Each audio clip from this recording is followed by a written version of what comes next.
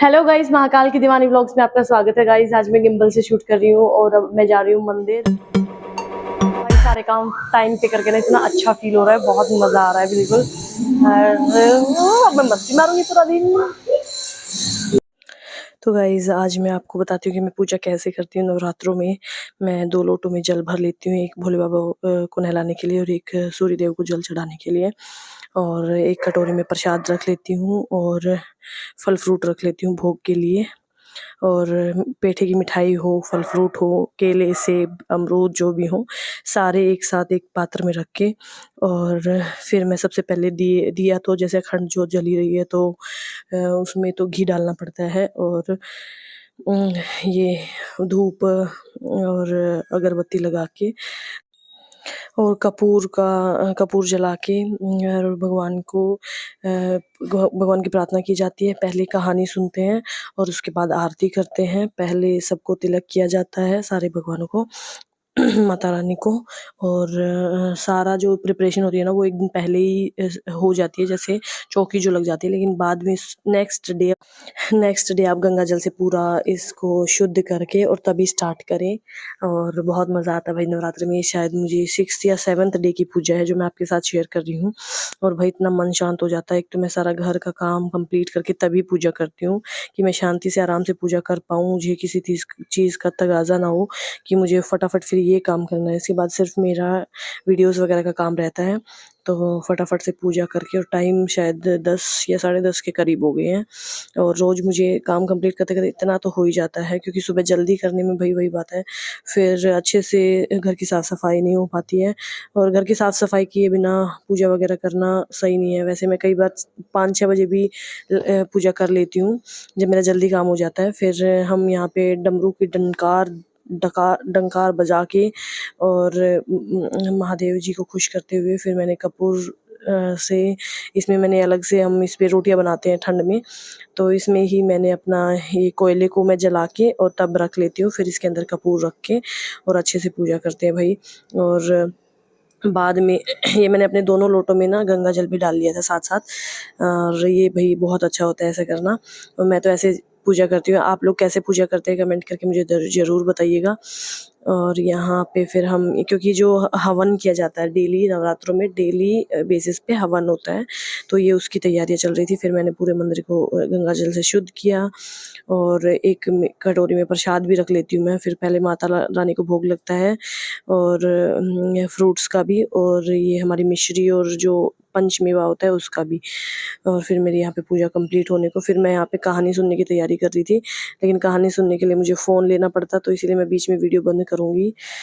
और भाई यहाँ पे इसमें जो हमारा हवन होता है उसमें घी भी डलता है और वो क्या कहते हैं उसको, सामग्री भी, सामग्री से जो ये हवन हो ये उससे होता है।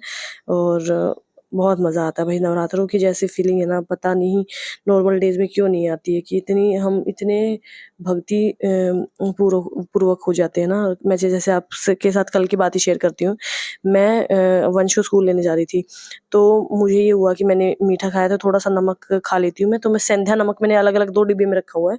तो मैंने जैसे ही मैंने नमक को हाथ में लिया, मेरी गर्दन अपने आप ही टेढ़ी हो गई, मुझसे वो नमक। जय माता दी दोस्तों, आप लोग भी दर्शन कर लो। आज है 6th नवरात्रा। नहीं खाया गया। मुझे ऐसा लग रहा है जैसे किसी ने मेरी गर्दन टेढ़ी कर दी हो, क्योंकि आदमी हाथ में लेके खा रहा है, तो वो लिटरली मुझे ये एहसास हुआ कि साक्षात माता रानी ने मेरा मुंह ऐसे टेढ़ा कर दिया, क्योंकि अगर मैं नमक खा लेती और लास्ट दिन था कल, फिर नेक्स्ट डे कन्या पूजन भी था, तो मेरा व्रत टूट जाता भाई। मैंने सेंधा नमक की जगह गलती से काला नमक हाथ में ले लिया था और हाथ पे रख भी लिया था और मैं खा रही थी, लेकिन पता नहीं मेरी गर्दन एकदम से टेढ़ी कैसे हो गई, मुझे खुद ही नहीं समझ में आया।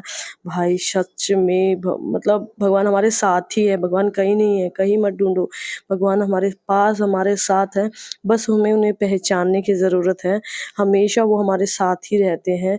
मुझे उस दिन मतलब ये बाद में जिस दिन मैं वॉइस ओवर कर रही हूँ उससे पहले दिन की बात है, मुझे लिटरली ऐसा एहसास हुआ है कि माता रानी हमारे अंदर है, हमारे साथ है, इसीलिए मेरे साथ ऐसा हुआ भाई।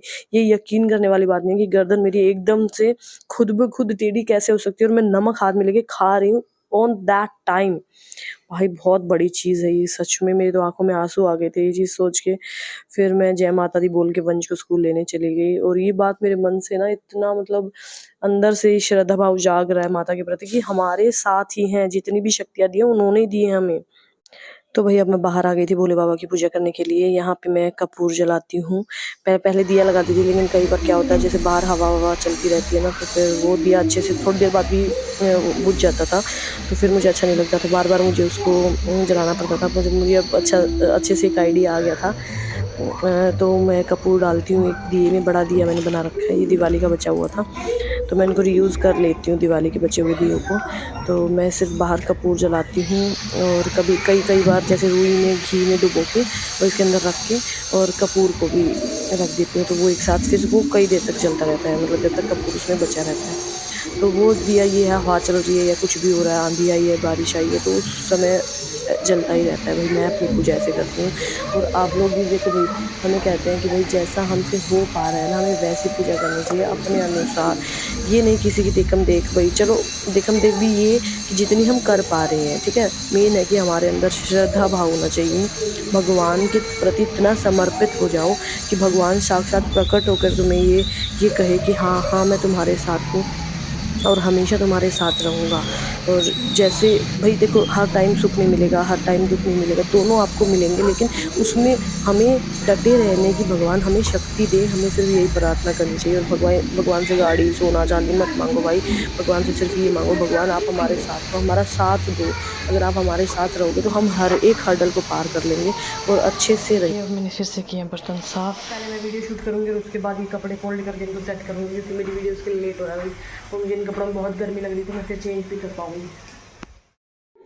हेलो गाइज, महाकाल की दीवानी व्लॉग्स में आपका स्वागत है। गाइज आज मैं गिम्बल से शूट कर रही हूँ, और अब मैं जा रही हूँ मंदिर, क्योंकि वहाँ चल रहा है कीर्तन, तो वहाँ जाके लाइव जाएंगे। तो देखिएगा मेरी लाइव वीडियो में। फटाफट चलते हैं, मैंने पैसे भी ले लिए हैं। चलो भाई चलते हैं फटाफट। चलो भाई चलते हैं फटाफट, मुझे लेट हो गया घर के कामों के चक्कर में। चलो भाई चलते हैं फटाफट, बहुत ज़्यादा लेट हो गया है, कम लेट नहीं, कहीं ख़त्म ही ना हो गया हो। दिखा देती हूँ, बिल्कुल घर के पास ही है। मैं निकलूंगी और मंदिर में पहुंच जाऊंगी। और यहाँ पे भी कंस्ट्रक्शन चल रही है। अब इसकी वो मंदिर की वो वाली चीज बंद हुई, घर वाली, तो ये वाली शुरू हो गई। लो भाई मैं पहुंच भी गई मतलब घर से मैं निकली और मैं पहुंच भी गई। चलते भाई फटाफट लाइव जाएंगे, फिर पर बंद ना हो जाए। हाँ दरवाजा भी बंद कर रही है। शिवांशी, मंदिर में पहुंच गई हूँ फटाफट से। बहुत सारी लेडीज आई हुई हैं।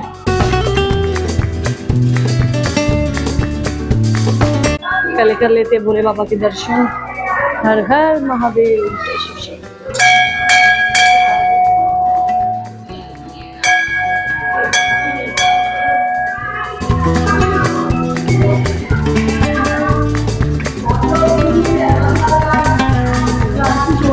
कितनी देर का बचा है? खत्म हो गया क्या?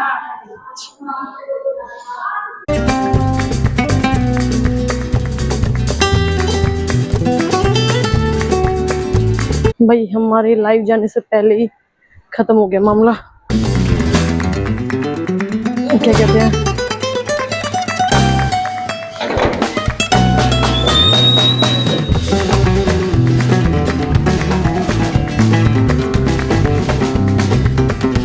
चलते हैं भाई घर। लाइव रहने का सपना ही रह गया, क्योंकि वो खत्म होने वाला है 5 मिनट में, और तो कोई ऐसी उम्मीद है नहीं।